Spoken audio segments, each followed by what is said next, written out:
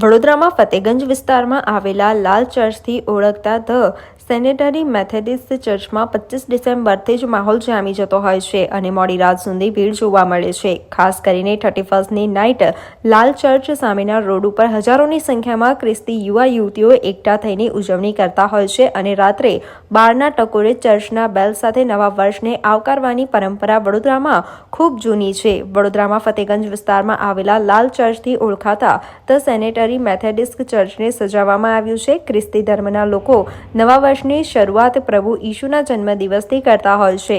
આ પર્વ દરમિયાન લોકો પોતાના ઘર અને દેવળોને જુદી જુદી લાઇટો, સ્ટાર, ક્રિસમસ ટ્રી, ગભાણ વગેરેથી સજાવતા હોય છે। આ સાથે કેટલાક લોકો સાન્તા ક્લોઝ બનીને બાળકો, પરિવારજનો અને જરૂરિયાતમંદોને નાની મોટી ભેટ સોગાદ આપતા હોય છે। આ વખતે પણ ખ્રિસ્તી ધર્મના લોકોમાં અનેરો ઉત્સાહ જોવા મળી રહ્યો છે અને વડોદરાના ફતેગંજ ખાતે આવેલા લાલ ચર્ચમાં ભવ્ય ડેકોરેશન તેમજ ચર્ચને રોશનીથી શણગારવામાં આવ્યું છે।